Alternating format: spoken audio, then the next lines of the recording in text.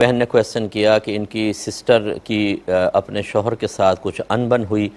कोई इतनी बड़ी वजह नहीं थी, लेकिन उन्होंने उनसे लड़ाई झगड़ा करके अलहदगी इख्तियार की और अपने भाई बहनों के साथ, दीगर भाई बहनों के साथ मिलकर कोर्ट से वन साइडेड फ़स्ख़ निकाह की डिग्री हासिल कर ली, जिसको उर्फ़ आम में खुला कहते हैं। और अब उनके मेरे घर वाले जो हैं वो बहन की शादी की तैयारियां कर रहे हैं। एक और बहुत अच्छा रिश्ता आ गया है तो क्या हुक्म शरा होगा, ये कोर्ट का खुला जो फ़स्ख़ निकाह है नाफिज होगा या नहीं होगा, और अब जो दूसरा निकाह है उसकी शरई हैसियत क्या है, फिर वो आपस में जिस्मानी ताल्लुक़ कायम करेंगे उसकी शरई हैसियत क्या है।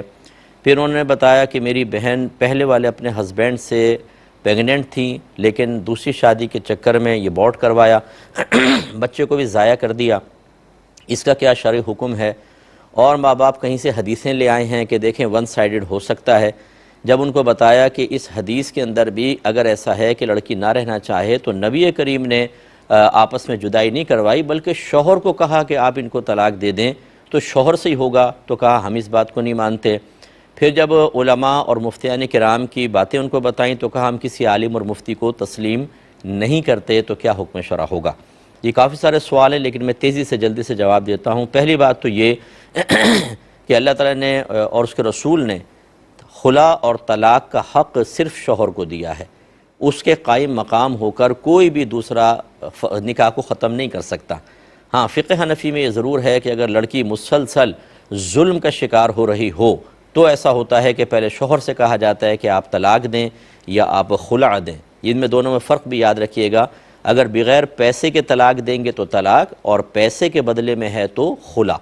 अब शौहर अगर राज़ी नहीं हो रहा और लड़की मुसलसल जुल्म का शिकार है, मिसाल के तौर पे शौहर हुकूक ज़ौजत अदा करने पर कादिर ही नहीं है बिल्कुल, इसको इन्नीन कहते हैं, तो फिर जज उसको मौका देगा इलाज का। अगर नहीं कर हुआ इलाज 1 साल जितना भी जज दे, इसके बाद वो अगर शौहर तलाक़ देने के लिए तैयार नहीं तो जज शौहर के कायम मकाम होकर इस निकाह को ख़त्म कर सकता है।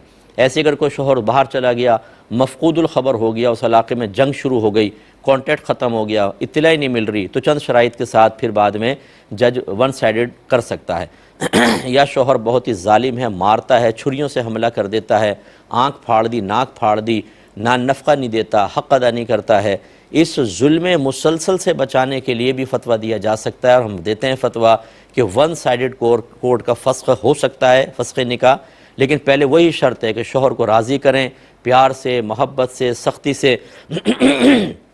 अगर वो तलाक़ और खुला पे राज़ी ना हो तो फिर ये होगा, वरना इसके अलावा किसी सूरत में नहीं हो सकता। याद रखें, ये शौहर का ही हक़ है। ऐसा नहीं हो सकता कि झूठे इल्ज़ामात लगा कर के इसने मुझे मारा था, पीटा था, गैर औरतों से मरासिम में शराबें पीता है, जुआ खेलता है, मेरा हक़ अदा नहीं करता। हालांकि वो शौहर ऐसा नहीं है, झूठ बोल बाल के जान छुड़ा ली, या जैसे इस मसले में कि छोटी मोटी बातों में अलहदा हो गए, इससे कोर्ट का खुला नाफिज नहीं होगा, ये फ़स्ख़ निकाह नहीं होगा। ये पहले शौहर के निकाह में कहलाएंगी, उन्हीं की मनकूहा हैं, और जब तक लड़की किसी के मनकूहा हो वो दूसरा निकाह नहीं कर सकती है।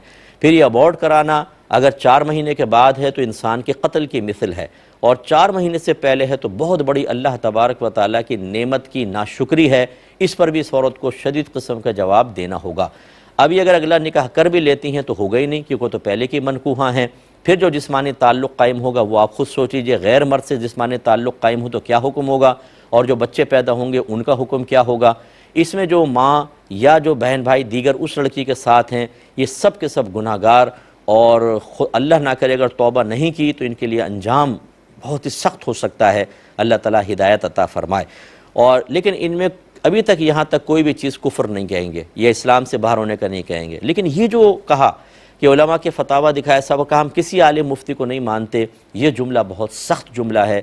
और ऐसा कहने वाले को, क्योंकि आलिम को नहीं मानते, मुफ्ती को नहीं मानते, क्या मतलब, आलिम मुफ्ती अपने पास से तो आपको कुछ नहीं अर्ज़ कर रहा, वो तो कुरान सुना रहा है, वो हदीस बयान कर रहा है, या एक हदीस आप लेकर आए, उसकी सही शरह, सही तशरीह आपको नहीं मालूम थी, वो कहता है कि आपने गलत समझा, सही तशरीह ये है, ये नबी करीम का मकसूद है। और बता भी रहा है कि देखें खुद नबी करीम ने मर्द से ही तलाक दिलवाई, लेकिन आप नहीं मान रहे।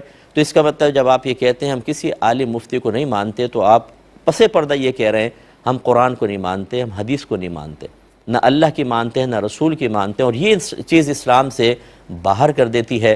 लिहाजा इस किस्म का जिसने जुमला कहा उनको चाहिए कि तजदीद ईमान, तजदीद निकाह करें। अब आखिरी सूरत की अगर कोई नहीं मानता जो दीगर रिश्तेदार हैं वो क्या करें। देखें, हमारा ये काम नहीं कि हम रियासत को अपने हाथ में लेकर सज़ाएँ जारी करें, ये रियासत का काम होता है। और अगर रियासत के कवानीन ऐसे हैं कि फ़र्ज़ कर लें उनको कोई सज़ा नहीं मिलेगी, आपके आइन में ऐसी कोई चीज़ नहीं है, मिसाल के तौर पर या आपके जो अदालतें हैं वो उनके ख़िलाफ़ फतवा नहीं दे रही, फ़ैसला नहीं कर रही, तो फिर इंसान को सोशल बैकआउट करना होता है। अब आप उनसे मिलेंगे नहीं, खुशी गमी में शिरकत नहीं करेंगे। अगर आपने ये नहीं किया तो आप भी जुर्म में बराबर के शरीक होंगे। मेरा एक क्लिप आप निकाल के रख लें, अगर हो सके। ये एयरवाई पे प्रोग्राम डलेगा और एयरवाई को लोगो लगे रहने दीजिएगा, उसको हटा देते हैं बाज़, ताकि ये हमारे एयरवाई QTV की को भी लोग जानें और मज़ीद देखने की तरफ माइल हों और ऐसे लोगों तक पहुँचाएँ। आप पहुँचा दें, माने ना माने उनका काम है, इत्माम हुज्जत हो जाएगा और मैदान महशर में जो रुसवाई अल्लाह ना करे इनका मुक़द्दर बनने वाली है। अल-अमान अल-हफ़ीज़। अल्लाह ताला मुझे भी आप सबको भी अपना हकीकी खौफ अता फ़रमाए।